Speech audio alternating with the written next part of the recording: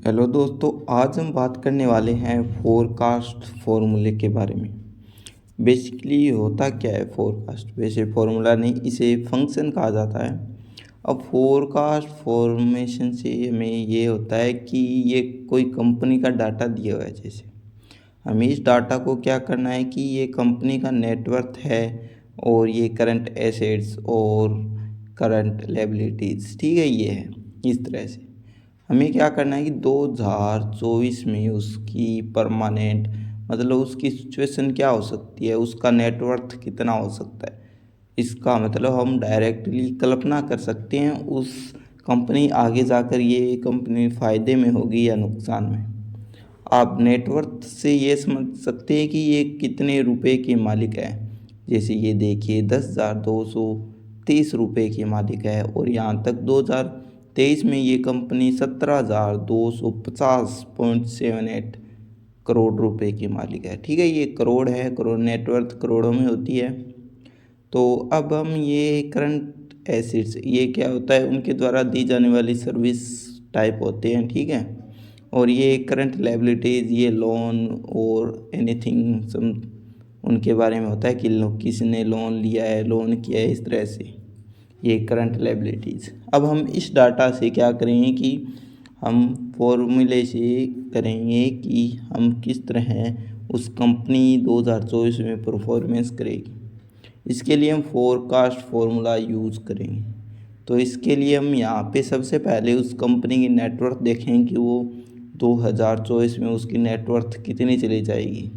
तो यहाँ पे हम लगाएंगे इक्वल टू और लगाएंगे फोरकास्ट, ठीक है। ये फोरकास्ट, ये देखिए यहाँ पे हमें नीचे की तरफ, ये देखिए सबसे नीचे फोरकास्ट दिखाई देगा। इस फॉर्मूले का यूज़ करना है हमें। यहाँ पे क्लिक किया और ये देखिए यहाँ पे हमें कुछ वैल्यू मांग रहा है। यहाँ पे एक्स मतलब वो ईयर मांग रहा है जिसके आप निकालना चाहते हैं।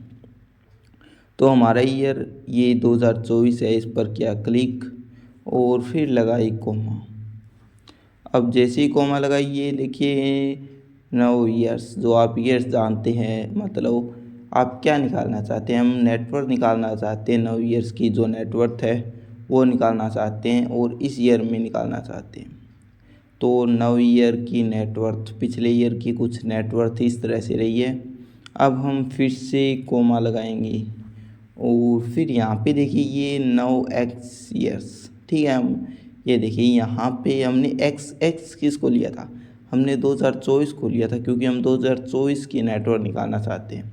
और यहाँ पे 9 ईयर्स मतलब आप पिछले ईयर में जो हमने क्या कंपनी की नेटवर्थ रही थी उसको सिलेक्ट करना है। हमें पिछले ईयर को सिलेक्ट करना है। बेसिकली हमने नेटवर्थ सिलेक्ट कर लिए, अब ईयर को सिलेक्ट करेंगे। हमने 2024 तक ईयर को सिलेक्ट कर लिया है। अब हम इंटर क्लिक करेंगे। ये देखिए इंटर जैसे ही क्लिक है, ये हमारे पास कुछ गड़बड़ी हो रही है। हम फिर से इसको दोबारा फॉर्मूला लगाएंगे, देखते हैं क्या गड़बड़ी है। फोरकास्ट लगाया, इसको हटा देते हैं एक बार। हम यहाँ पे दोबारा लगाएंगे, ये एक्स ईयर कौन सा है हमारा, ये बैक करके हमें फॉर्मूला दोबारा ही लगाना होगा। यहाँ पे ये गए, हम यहाँ पे फिर से फॉर्मूला लगाते हैं और इसको हटाया, इक्वल टू लगाया फोरकास्ट।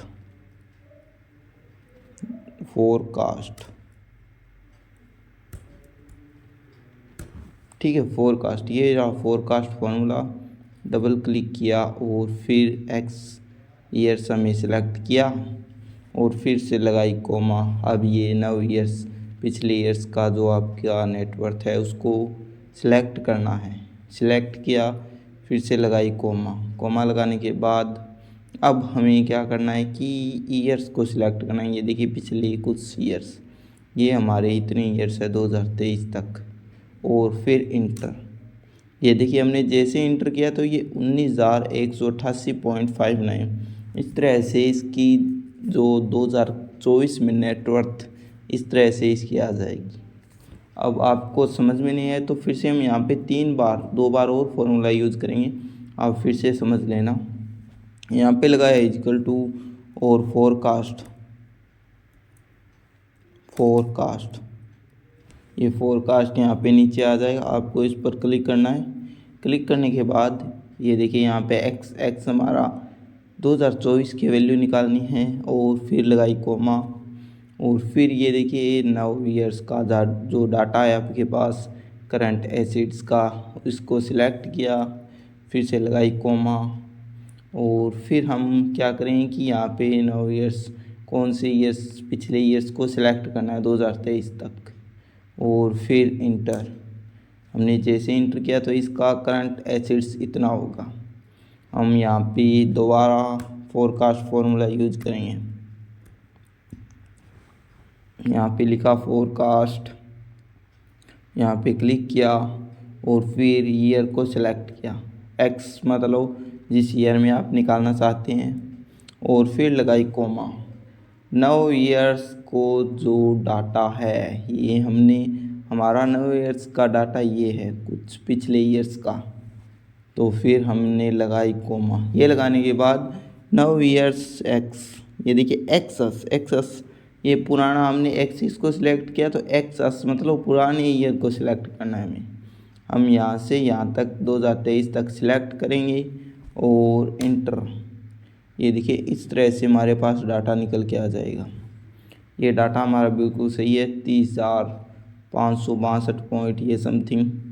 और इसको आपको अगर कम करना है तो इसको सिलेक्ट किए, होम पर हमें यहाँ पे कुछ ये देखिए यहाँ पे आइकन दिखाई देगा, इसको हम कम ज़्यादा कर सकते हैं। बेसिकली हमें कम करना है तो यहाँ पे क्लिक किया, ये देखिए 0.87। इस तरह से हम फोरकास्ट फॉर्मूले से जो कंपनी का जो डाटा आने वाला है 2024 में कल्पना के आधार पर, इस तरह से इतनी नेटवर्थ हो जाएगी, इसका एसिड इतना हो जाएगा और लेबिलिटीज इतनी हो जाएगी। इस तरह हम नई तरीके से कंपनी का जो डाटा के आधार पर एनालाइज कर सकते हैं और नया डाटा निकाल सकते हैं कि आने वाले कुछ ईयर में वह किस तरह काम करेगी। इसी तरह हम 2025 पर भी डाटा इसके आधार पर निकाल सकते हैं। अब हम क्या करें कि ये देखिए हमने एक और फॉर्मूला यूज़ करना है, डीबी फॉर्मूला।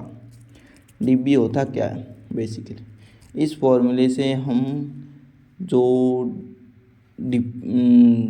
डिस्प्लेसमेंट ठीक है उसको निकाल सकते हैं। डिप्रेशिएशन में क्या होता है कि कंपनी हमने मान लीजिए ये बाइक प्रोडक्ट, ये हमारा प्रोडक्ट है, इसको ख़रीदा हीरो बाइक। ये हीरो बाइक 1 साल बाद में इसकी वैल्यू अभी हमने ली इतनी थी, और 1 साल के बाद में इसकी वैल्यू कितनी हो जाएगी यदि यह 5 साल तक चले।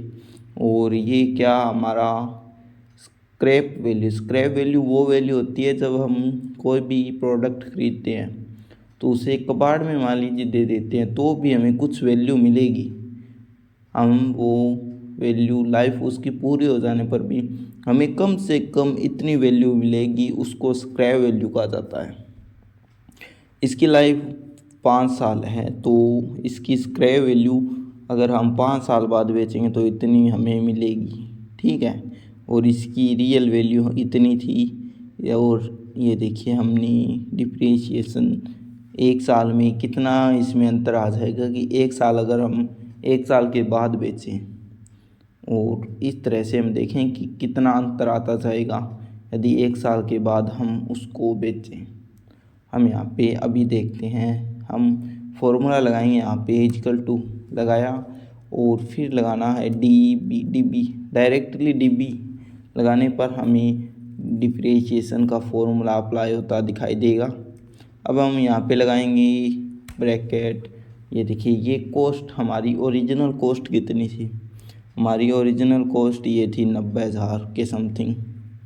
और फिर लगाई कोमा लगाने के बाद ये देखिए सेल्वेज, ठीक है। ये क्या होता है, ये कि हमारा ये जो स्क्रैप वैल्यू है इसको भी सेल्वेज कहा जाता है, ठीक है। ये स्क्रैप वैल्यू को ही तो इसको करेंगे सिलेक्ट, फिर से लगाएंगे कोमा। हमने लगाई कोमा और लाइफ, इसकी लाइफ कितनी है, लाइफ हमारी 5 ईयर है। हमने सिलेक्ट किया और फिर लगाई कोमा। हम देखना चाहते हैं कि 5 साल बाद, तो हमने 5 को सिलेक्ट कर लिया। और पीरियड क्या है, पीरियड हमारा ये है कि 1 ईयर, 1 ईयर होने के बाद इसकी वैल्यू कितनी कम हो जाएगी। इंटर, ये देखिए जैसे इंटर प्रेस किया ये 17,000 इसकी वैल्यू कम हो जाएगी।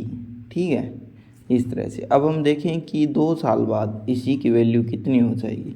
इक्वल टू लगाया, DB लिखा, फिर से DB और फिर लगाई कोमा, ब्रैकेट, और फिर कॉस्ट हमारी 90,000 है, फिर कोमा लगाएंगे, और सेलवेज हमारी क्या है, इसको स्क्रैप वैल्यू को इसको कहा जाता है, और फिर कोमा लाइफ हमारी 5 ईयर है, फिर लगाई कोमा, और पीरियड और मंथ भी लिख सकते हैं आप लिखना चाहे तो, लेकिन हम पीरियड ही लिखेंगे फ़िलहाल के लिए। ये पीरियड हमारा 2 ईयर के बाद इसकी वैल्यू कितनी कम हो जाएगी। ये देखिए इसकी वैल्यू 14,000 कम हो जाएगी। आप सोच रहे हैं ऐसे कैसे, प्रोडक्ट जितना पुराना होगा वैल्यू उतनी ही कम होगी। पर ये देखिए, क्योंकि ये देखिए हम आप डायरेक्टली ये सोच लीजिए, जब हम कोई नया प्रोडक्ट खरीदते हैं तो उसको एक बार हम प्रोडक्ट बाहर ले आते हैं और कुछ समय के लिए उसे चला लेते हैं, उसकी वैल्यू डायरेक्टली तेज़ी से घटती है। लेकिन फिर कुछ ईयर के बाद बेचेंगे तो वो वैल्यू इतनी ज़्यादा नहीं घटेगी जितनी वो फर्स्ट टाइम घट जाती है। मतलब लॉन्ग टाइम में वैल्यू धीरे धीरे घटती है। ठीक है, इस तरह से हम फर्स्ट ईयर, सेकेंड ईयर और थर्ड ईयर में देखें क्या होगा। इक्वल टू DB, हमने लगाया DB फॉर्मूला, DB। ठीक है, DB लगाया, फिर लगाया ब्रैकेट, कॉस्ट हमारी इतनी है, और इसको लगाई कोमा, लगाने के बाद ये देखिए हम इस वैल्यू को सिलेक्ट करेंगे, सेलवेज को, और स्क्रैप वैल्यू को सिलेक्ट करने के बाद हमारी लाइफ 5 ईयर है, और फिर से लगाएंगे कोमा, और फिर हम थर्ड ईयर के लिए देखना चाहते हैं कि इसकी वैल्यू थर्ड ईयर में कितनी घट जाएगी। इंटर, ये देखिए 11,000 घट जाएगी। फिर से हम जल्दी से इसको फॉर्मूले को लगा लेते हैं, और 5 ईयर तक मैं आपको करके दिखा देता हूँ। ठीक है, यहाँ पे DB लगाई, अब मैं जल्दी कर रहा हूँ, थोड़ा सा आप देख लेना।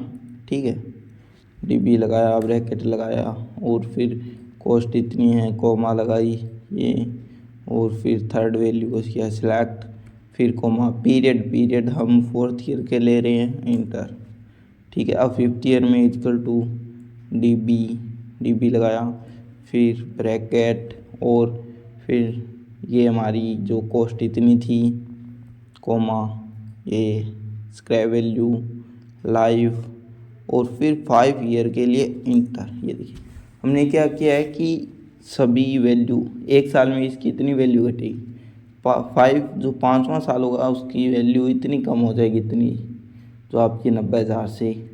और हम जब इसको कबाड़ में मान लीजिए उस तरह बेचेंगे तो इस तरह 30,000 हमें कम से कम रुपए मिल जाएंगे।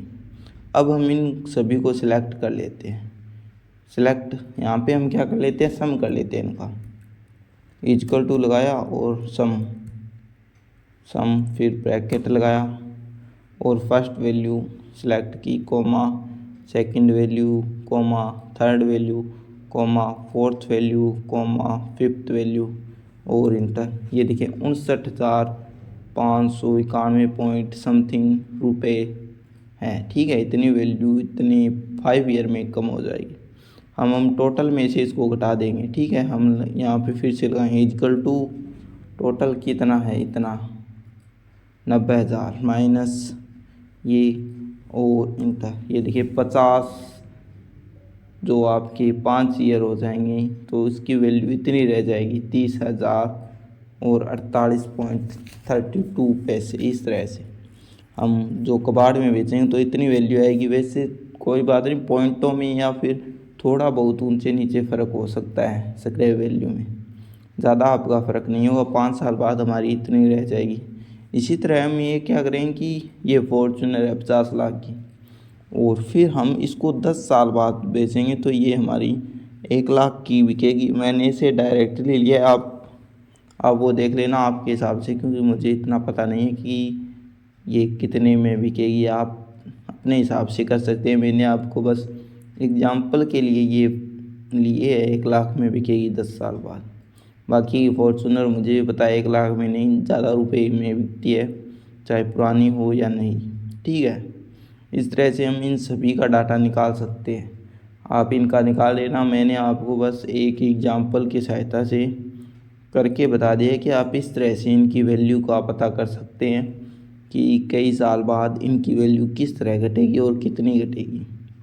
इस तरह आप ये डीबी फॉर्मूला का यूज़ कर सकते हैं। इसको डिफरेंशिएशन फॉर्मूला कहा जाता है।